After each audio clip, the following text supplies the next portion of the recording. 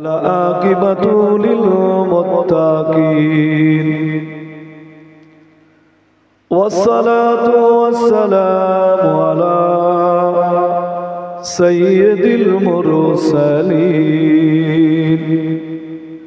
وعلى آله وصحبه أجمعين فقد قال الله تعالى في كلامه المجيد وفي الفرقان الحميد فأعوذ بالله من الشيطان الرجيم بسم الله الرحمن الرحيم لن تنالوا البر حتى تنفقوا مما تحبون صدق الله مولانا العظيم وقال النبي صلى الله عليه وسلم لا يؤمن أحدكم حتى أكون أحب إليه من والده وولده والناس أجمعين أو كما قال عليه الصلاة والسلام إن الله وملائكته يصلون على النبي يا أيها الذين آمنوا صلوا عليه وسلموا تسليما اللهم صل على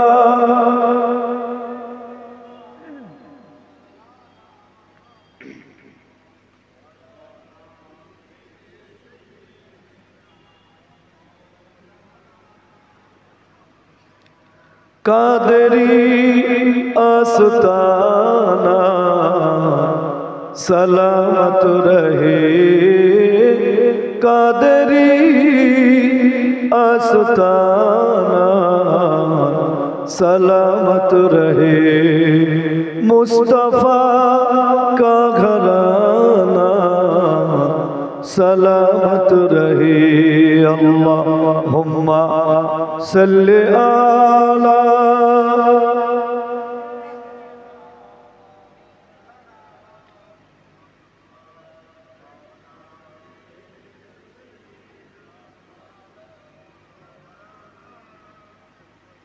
সম্মানিত বিশেষ করে আওলাদে মুজাদ্দিদ জামান উপস্থিত আজকের জলসার সভাপতি সাহেব, সম্মানিত শ্রদ্ধেয় মসজিদের ইমাম সাহেব, উপস্থিত জ্ঞানীগুণী আল্লাহওয়ালা দিন দরদি বাবাজি ও ভাইয়েরা, পর্দার অন্তরালে অবস্থিত পর্দা নসীনা মা ও বোনেরা, আল্লাহ পাকের দরবারে লক্ষ কোটি শুকরিয়া। আল্লাহ আমাদেরকে এরকম একটা মোতাবারক মজলিসে বসার মতো তৌফিক দিয়েছেন, সকলের শুকরিয়া স্বরূপ বলি আলহামদুলিল্লাহ। তারপরে তার প্রিয় হাবিব প্রিয় নবী মুহাম্মদ রাসূলুল্লাহ সাল্লাল্লাহু আলাইহি ওয়াসাল্লামের প্রতি জানাই অগণিত প্রাণভরা দুরূদ ও সালাম। সম্মানিত ভাই, পবিত্র কোরআন থেকে 4 পারার প্রথম লাইন আপনাদের কাছে পাঠ করেছি। মিশকাতুল মাসাবি কিতাবুল ঈমান থেকে একটি হাদিস আপনাদের কাছে পাঠ করেছি। কেবলমাত্র সাহাবায়ে কিরামদের কিছু ঘটনা, কিছু শিক্ষণীয় কথা আপনাদেরকে শোনাবার অভিপ্রায়।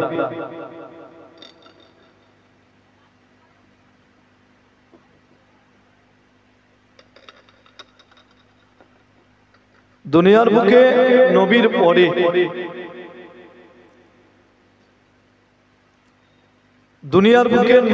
পরে যদি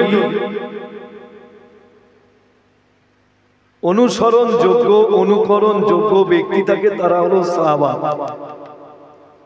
ঠিক কিনা? সাহাবাদের জীবনী যদি আমরা শুনি, তাদের রসুল প্রেমের কথা যদি আমি শুনি, আমরা শুনি, আমাদের অন্তরে রসুল প্রেম জেগে উঠবে কিনা। এই জন্য পবিত্র কোরআন থেকে লাইনটা পড়লাম, কিতাবুল ঈমান থেকে হাদিসটা পড়লাম আপনাদের কাছে, যে সাহাবাদের রসুল প্রেমের কিছু কথা আমরা শুনে নিই, যাতে আমাদের ঈমানটা বেড়ে যায়। ঠিক কিনা? যদি সাহাবাদের রসুল প্রেমের কথা আমরা না শুনি, তাহলে আমাদের ঈমান বাড়বে কি? বাড়বে না। তারিকুল খোলাফা পড়ছিলাম, আল্লামা জালালউদ্দিন সুয়ুতী রহমাতুল্লাহর লেখা। আল্লাহর নবী আবু বকর সিদ্দিক রাদিয়াল্লাহু আনহু জিজ্ঞেস করছে, আবু বকর, আমি বড় না তুমি বড়? আমি বড় না তুমি বড়? হযরত আবু বকর সিদ্দিক রাদিয়াল্লাহু তাআলা বলছেন, ইয়া রাসূলুল্লাহ,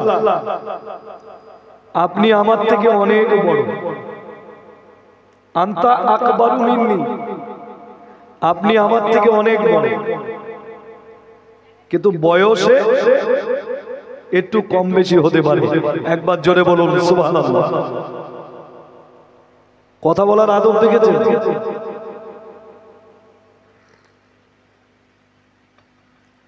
আল্লাহ পাক আল্লাহ তাআলা পবিত্র কোরআনে বলেন, লান তানালুল বিররা হাত্তা তুনফিকু মিম্মা তুহিব্বুন।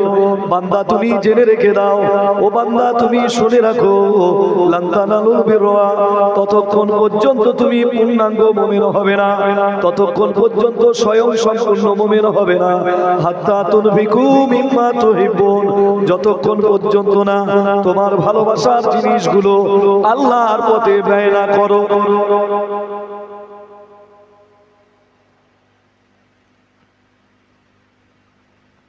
মুসলমান বাবাজি ও ভাইরা, আপনার জীবন অপেক্ষা নামাজকে ভালোবাসতে হবে, আপনার জীবন অপেক্ষা মসজিদকে ভালোবাসতে হবে, আপনার জীবন অপেক্ষা কোরআনকে ভালোবাসতে হবে, আপনার জীবন অপেক্ষা নবীকে ভালোবাসতে হবে, আপনার জীবন অপেক্ষা শরিয়ার প্রতিটা আইনকে ভালোবাসতে হবে, দুনিয়াকে পিছনে ফেলতে হবে, আখিরাতকে সামনে রাখতে হবে। ও মুসলমান বাবাজি ও ভাইরা, আপনি যদি দুনিয়াকে বেশি ভালোবেসে ফেলেন, আখিরাতকে প্রাধান্য না দেন, আপনি যদি দুনিয়া বেশি ভালোবাসেন, নবীকে বেশি না ভালোবাসেন, তাহলে আপনি পূর্ণাঙ্গ মুমিন হতে পারবেন না। বুঝছেন? আমরা যত মানুষ বসে আছি, যত মানুষ দূরে আছি, যত মানুষ দূর থেকে শুনছি, আল্লাহ পাক কোরআনে এই জন্য পরিষ্কার করে বলেন, লান তানালুল বিররা হাত্তা তুনফিকু মিম্মা তুহিব্বুন। ওগো বান্দা, ততক্ষণ তুমি পূর্ণাঙ্গ মুমিন হবে না, যতক্ষণ পর্যন্ত তোমার ভালোবাসার জিনিসগুলো আল্লাহর পথে ব্যয় না করবে। আপনার শ্রম ব্যয় করতে হবে, আপনার অর্থ ব্যয় করতে হবে, প্রয়োজন হলে জীবন দিয়ে দিতে হবে। সাহাবীদের মতো জীবনের পরোয়া করলে হবে না, সময় ব্যয় করতে হবে, ঘরবাড়ি ছাড়তে হবে, মসজিদ ভালোবাসতে হবে, মাদ্রাসা ভালোবাসতে হবে, শরীয়তকে আগে প্রাধান্য দিতে হবে।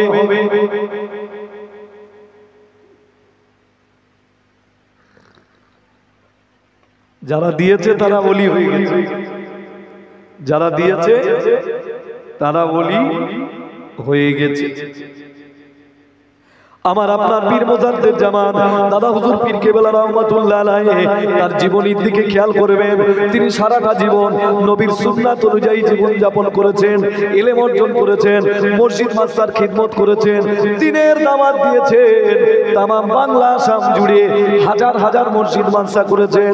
তাম জীবনটা, সারা জীবনটা দ্বীনের জন্য নিজের জীবনকে কোরবান করেছেন। মুসলমান বাবাজি ও ভাইয়েরা, যারা নবীর তরিকায় চলেছে তারা আল্লাহর ওলি হয়ে গেছে, যারা নবীর তরিকায় চলতে পারেনি তাদের জীবনটা কঠিন হয়ে গেছে।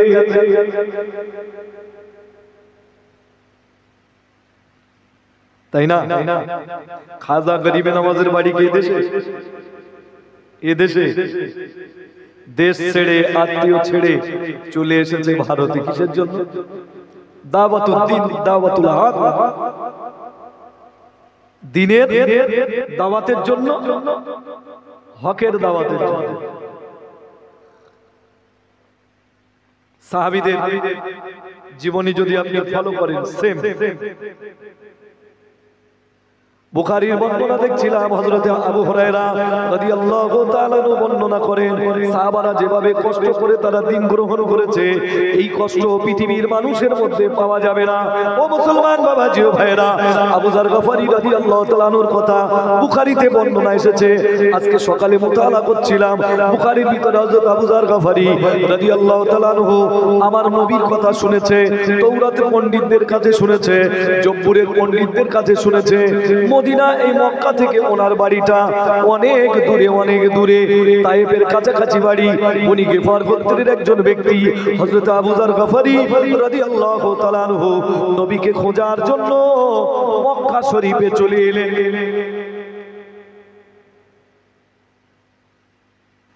আল্লাহর হাবিবকে খুঁজে বের করার জন্য মক্কা এলেন। শুনলেন যে আসবে, কিন্তু কিভাবে পাবো? মুসলমান বাবাজি ও ভাইরা, জমজম যে কুয়াটা আছে, যারা হাজী সাহেব জানে, এই জমজম কুয়ার পাশে উনি পড়ে থাকতেন। পানি খেয়ে এক মাসের জন্য খাদ্য এনেছিলেন। এক মাসে খাদ্য শেষ হয়ে গেছে, জমজমের পানি খেয়ে শুধু পড়েছিলেন। জীর্ণ বস্ত্র, পূর্ণ বস্ত্র পরে, ছেঁড়া ফাটা বস্ত্র পরে জমজম কূপের পাশে পড়ে থাকতেন।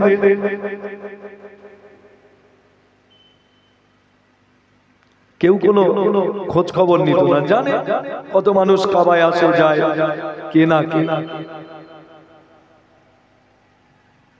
হযরতে আলী রাদিয়াল্লাহু তাআলা আনহু, বুখারীর বর্ণনা বলছে, কিতাবুল জিহাদ বাবুল মাগাজি, বুঝলেন? হযরতে আলী রাদিয়াল্লাহু এসে দেখে একটা লোক পড়ে আছে, বলছে নিশ্চয়ই আপনার একটু কষ্ট আছে, আপনি যদি আমার বাড়ির মেহমান হন, তো এক মাস একটা লোকের খাওয়া হয় না, আল্লাহর নবীর খোঁজে, তাই না? আর নবী হযরত আলীকে বলছে ঠিক আছে চলো। বাড়িতে এলেন, খাওয়া দাওয়া করলেন, হালকা বিশ্রাম নেন, কারোর সাথে কারো কথা হয় না। আবু যার গফারি রাদিয়াল্লাহু তাআলা আনহু মক্কাতে এসে দেখে নবীর নামে কিছু বলা যাবে না, নবী মুহাম্মাদের খোঁজ নেওয়া যাবে না। নবী মুহাম্মাদের খোঁজ যদি নেই তাহলে কাফের বেঈমানেরা মারবে। কারণ মক্কায় দেখেছি কাবা শরীফের চত্বরে নবী মুহাম্মাদের খোঁজ নেওয়া যাবে না। কাফের বেঈমানেরা, কুফারে কুরাইশরা নবী মুহাম্মাদের খোঁজ নিলে তার উপরে চড়াও হচ্ছে, তাকে মারধর করছে। হযরত আবু যার গফারি চুপচাপ ওই জায়গায় পড়ে আছে, নবী মুহাম্মাদের কথা বলে না। এই জন্য হযরতে আলী একজন যুবক, আলীর সঙ্গে কি বলবে? আলী অ্যাকচুয়ালি কে তিনি তো জানেন না। এখন আমি যদি আলীর সাথে কথা বলি, এখন আলী যদি কাফেরদের লোক হয়, আবু জেহেল আবু লাহাবের লোক হয়, তাহলে তো বিপদের শেষ, তাই না?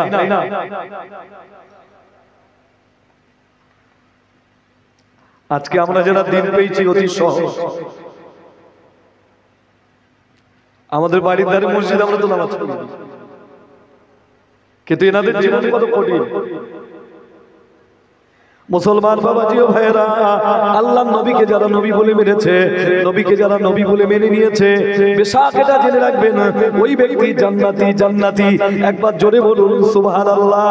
ও মুসলমান বাবাজি ও ভাইরা, আল্লাহর নবীকে যে নবী বলে মেনেছে, শাফাআতকারী বলে মেনেছে, সারাটা জীবন নবীর তরিকায় জীবন যাপন করেছে, এই লোকটা নিঃসন্দেহে জান্নাতে যাবে, এতে কোনো সন্দেহ নাই। আল্লাহ পাক কোরআনে বলেন, ইন্নাল্লাযীনা আমানু ওয়া আমিলুস সালিহাত লাহুম জান্নাতুন তাজরি মিন তাহতিহাল আনহার যালিকাল ফাওজুল কাবীর। আমার আল্লাহ কোরআনে সূরা বুরুজের মধ্যে বলছেন, ইন্নাল্লাযীনা আমানু, নিশ্চয়ই যারা ঈমান এনেছে, আমিলুস সালিহাত, এবং যারা ভালো কাজ করেছে। ঈমান আনা বলতে আল্লাহর প্রতি ঈমান আনা, তার পাশাপাশি আমার নবীর প্রতি ঈমান আনা। এই ঈমান আনার পরে যারা নামাজ পড়েছে, রোজা রেখেছে, হজ করেছে, যাকাত দিয়েছে, শরীয়তটা মেনেছে, আল্লাহর কোরআন বলেন লাহুম জান্নাতুন তাজরি মিন তাহতিহাল আনহার, তারা এমন একটা জান্নাতে থাকবে যে জান্নাতের তলদেশ দিয়ে নদী প্রবাহিত হবে। একবার জোরে বলুন সুবহানাল্লাহ।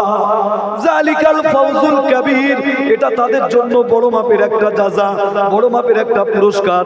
ও মুসলমান বাবাজি ও ভাইয়েরা, আপনি নবীর উপরে ঈমান এনেছেন মানে আপনি আল্লাহর উপরে ঈমান এনেছেন, কোরআনের উপরে ঈমান এনেছেন, মালায়েকার উপরে ঈমান এনেছেন, জান্নাত জাহান্নামের উপরে ঈমান এনেছেন। নবীকে নামাজ পড়েছেন মানে নবীকে আপনি ভালোবেসেছেন, তার মানে আপনি জান্নাতে যাবেন। এটা কিন্তু 100% শিওর। একবার জোরে বলুন সুবহানাল্লাহ। জান্নাত কিরাম জানেন? জান্নাত ওয়া কাওয়াইবা আতরাবা ওয়া কাআসান দিহাকা লা ইয়াসমাউনা ফিহা লাগওয়া ওয়ালা কিযাবা।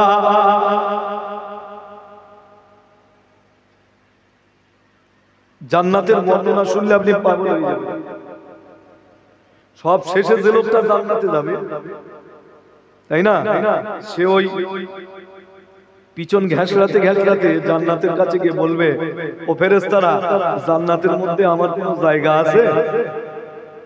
লাস্টে সবাই চলে গেছে, ও বেচারি লাস্টে এসে করতেছে জায়গা আছে কিনা। আল্লাহর ফেরেশতারা ওই সময় বলবে, ওগো আল্লাহর বান্দা, সবাই জান্নাতে চলে গেছে, তুমি শেষে জান্নাতে যাবে। এতটুকু জেনে রাখো, আল্লাহ পাক রব্বুল আলামিন তোমার জন্য জান্নাতে একটা পৃথিবী পরিমাণ জায়গা রেখে দিয়েছে। একবার জোরে বলুন সুবহানাল্লাহ। সব শেষে যে জান্নাতে যাবে, পৃথিবী পরিমাণ জায়গা। কি পরিমাণ? এই এক কাটার জন্য কোপাকুপি করে আলিপুরি গিয়ে শেষ হয় না, ঠিক কিনা? এক কাটার জন্য কোপাকুপি আলিপুর, একবার থানা ফজলুর, একটুখানি পথ, এক বেগত ছেড়ে চলে মিটে যায়, একটু কম্প্রোমাইজ করলে মিটে যায়।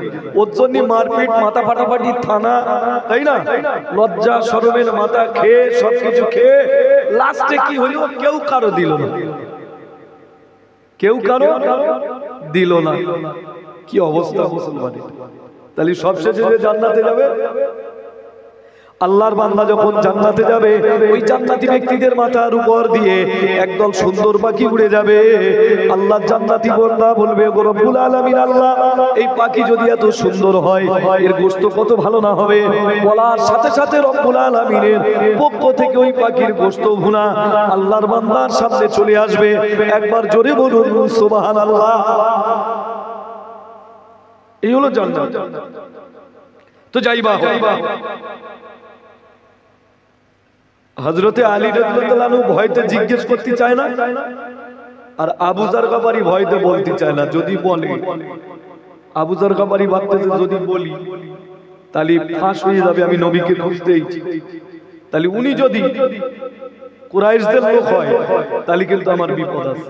প্রথম দিন চলে এসে আবার সেই যে জায়গায় ছিল ওই জায়গায় আবার কি করছে, আবার শুয়ে আছে। হযরতে আলী দ্বিতীয় দিন আবার ডেকে নিয়ে গেছে। দ্বিতীয় দিন ডেকে নিয়ে যাওয়ার পরে খাওয়া দাওয়া হলো, কোনো কথা হলো না। তৃতীয় দিন হযরতে আলী দেখছে ওখানে আবু যার গফারি রাদিয়াল্লাহু তাআলা সেইভাবেই জমজমের পাশে আছে। তো হযরতে আলী বলছে, কিছু যদি মনে না করেন, আপনার পরিচয়টা দিলে ভালো হতো।